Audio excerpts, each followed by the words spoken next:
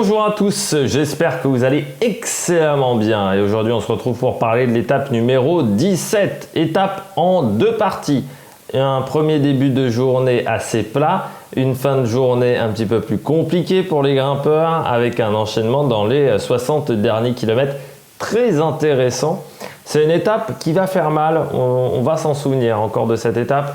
J'avais dit, pour moi, les deux étapes peut-être qui me faisaient le plus peur, c'était l'étape d'Andorre, l'arrivée à Andorre et cette arrivée-là, où ça peut être très dangereux. N'hésitez pas à vous abonner à la chaîne, n'hésitez pas à réagir dans les commentaires, n'hésitez pas à partager la vidéo si vous pensez qu'elle peut intéresser votre entourage et n'hésitez pas à mettre un pouce bleu. Quand vous vous abonnez, vous pouvez également mettre la petite cloche, ça comme ça vous êtes au courant des dernières vidéos qui sortent sur la chaîne. Étape en deux parties.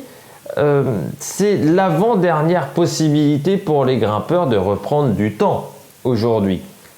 Il n'y aura plus beaucoup de possibilités, il y aura encore l'Uzardiden le lendemain, et puis après on aura le chrono de samedi, après le chrono de samedi, donc voilà, pour les grimpeurs, il faut vraiment cravacher aujourd'hui, surtout le chrono de samedi, je rappelle, il est tout plat du côté de Saint-Émilion.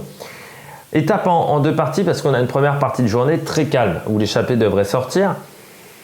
Et puis ensuite, dans les 60 derniers kilomètres, ça devient l'enfer pour les coureurs qui n'aiment pas la montagne.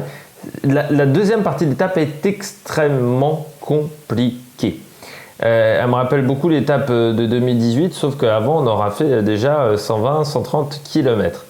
Dénivelé positif de cette étape, 4368 mètres. C'est la quatrième étape la plus dure de ce Tour de France. C'est quand même un sacré morceau quand on peut dire quand même que sur les 120 premiers kilomètres quasiment, c'est très plat. On regarde tout de suite le profil de cette étape. On part de Muret pour aller à Saint-Lary avec une arrivée au col du Portet à 2209 mètres d'altitude.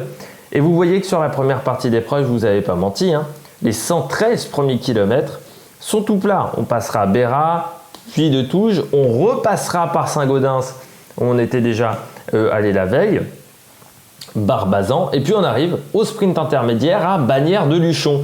Sprint intermédiaire au kilomètre 113,5 et c'est là le début des hostilités.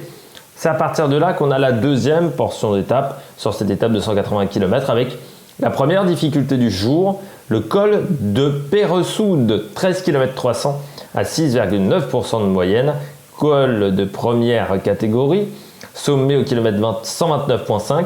Ça va pas être facile, l'inversion des rapports. On part pendant toute la première partie d'étape, grand plateau, grand pignon. Et là, tout d'un coup, il va falloir inverser les rapports. Peut-être que certains coureurs seront en difficulté à ce moment-là. Col de Perresoude, on le regarde tout de suite. Là aussi, on est sur un classique du Tour de France. Du côté de Perresoude, 13 km 3 à 6,9% de moyenne. Et c'est pour ça que je dis souvent que je préfère les cols des Pyrénées au col des Alpes, parce que là on a un col qui est irrégulier, avec un pied à 6,4% et puis après on va repasser sous les 5%, on repasse à 8%, puis 6,1%, passage entre le km 6 et le km 7 à 9,3%, puis on repasse également un moment à 8,1%. Les 4 derniers kilomètres sont assez difficiles avec un dernier kilomètre et demi un peu plus calme en dessous des 7%. Mais il va falloir toujours jouer un petit peu du dérailleur, trouver le bon coup de pédale. Et ça, c'est vraiment très compliqué. Et on passera à 1500 mètres d'altitude sur cette première montée. On enchaîne ensuite, parce qu'on n'aura pas de repos ensuite, quasiment. On descend le col de Perresoude et puis on arrive à Loudanvielle au kilomètre 140,5. Et là, on est à 40 km de l'arrivée. Et ça sera la deuxième difficulté du jour, le col de Val-Louron-Azé. 6 km 8 à 7,9% de moyenne, col de première catégorie, 1533 mètres d'altitude. Et là, on a du pourcentage. Sur ce deuxième col, c'est peut-être là où on pourrait tenter de lancer les premières hostilités pour cette journée, notamment un pied à 8,4%, puis entre le kilomètre 1 et le kilomètre 2, 9,7%, entre le kilomètre 2 et le kilomètre 3, 10,5%, kilomètre 3, kilomètre 4, 8, 9, puis ensuite ça repasse à 6%, entre 6 et 7%, mais les premiers kilomètres sont extrêmement difficiles. Ça pourrait permettre à des leaders de sortir et à des équipes qui auraient lancé les hostilités des Perresoude de faire mal. Et puis ensuite on redescend vers Saint-Lary-Soulan au kilomètre 161,5 et là On attaque la dernière montée du jour, la montée du col du Portet. Col hors catégorie, 16,4 km à 8,6%, 2209 mètres d'altitude. Le col du Portet, c'est long. C'est long, c'est pentu. Surtout sur la première partie, hein. Le pied du col, 9%, 11% ensuite derrière. Puis 2 km encore à 10% de moyenne. 1 km à 12,9% entre le 6 et le 7.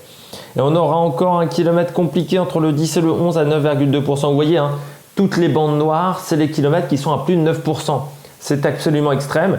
Et après, on peut se dire, oh, c'est plus facile sur la fin. Et pas, quasiment pas, parce qu'on reste à 8%, 8,5%. Il y a seulement 1 km entre le 13 et le 14 où on a 6,7%, mais c'est pas plat quand même. C'est extrêmement difficile et surtout, à partir de 1700 mètres d'altitude, la pente moyenne est au-delà de 6% et demi. Donc ça fait extrêmement mal sur la fin. Les 3 derniers kilomètres sont à plus de 2000 mètres. C'est du costaud, le col du Portet. On aura des écarts. Des coureurs arriveront peut-être à revenir dans le match pour le général.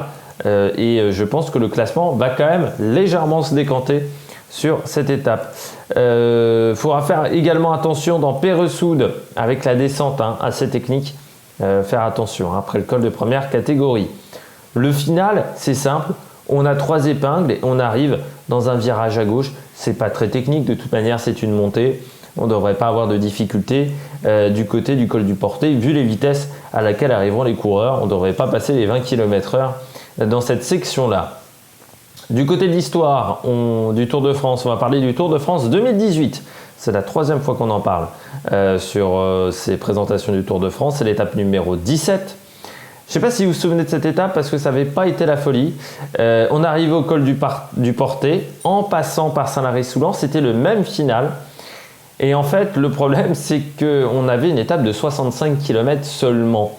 Je ne sais pas si vous vous souvenez, notamment, il y avait eu cette grande idée de Christian Prudhomme lors de la présentation de cette étape qui nous avait dit « Vous allez voir, c'est un départ type grille de Formule 1, type VTT. Ça va être une étape explosive. » Au final, il s'était absolument rien passé. Les coureurs, en fait, avaient tout géré dans la dernière partie d'étape parce qu'aucune échappée n'avait réussi à sortir. Et de l'autre côté, il n'y avait aucun leader qui voulait faire énormément d'efforts pour reprendre du temps, lancer les grosses hostilités non plus dans cette étape. Ça avait été une victoire de Quintana avec une attaque à 8 km de l'arrivée. Derrière, Geraint Thomas avait plutôt extrêmement bien géré, pas mis en difficulté par ses adversaires. Le seul qui avait perdu du temps, c'était Romain Bardet, on va dire, qui avait perdu énormément de temps et ses derniers espoirs. Froome également avait souffert, mais il avait été extrêmement bien aidé par Egan Bernal qui lui avait permis de limiter la casse. Et je ne sais pas si vous vous souvenez qu'il y avait eu également la grosse chute de Peter Sagan. Du côté des régionaux, eh bien on a les frères Delerue. Ça, c'est du côté du snowboard cross avec Paul Henry qui avait été médaillé de bronze à Turin. Et puis à Muret, c'est la ville du commentateur sportif, ancien journaliste de TF1, Christian Jean-Pierre. Christian Jean-Pierre, on se souvient tous de ses grandes citations, comme le fameux « Il tire bien dans le ballon au rugby ». C'est un excellent botteur au pied parce qu'il fait du 47, ce qui n'a aucun intérêt, ce qui n'a aucun rapport en plus. C'est Christian Jean-Pierre. On passe à la météo. Vent de 3/4 d'eau très fort, 45 km/h en début d'étape, ce qui va nous rendre le début de journée très nerveux, certainement sur le plat. Ensuite, dans les montagnes, le vent sera plutôt de 25 km/h, plutôt de dos également, donc un peu plus faible, mais il faut faire attention. En montagne, parfois on a des surprises en altitude avec la vitesse du vent. Grosse possibilité d'averse également sur la journée et on devrait avoir une vingtaine de degrés en température.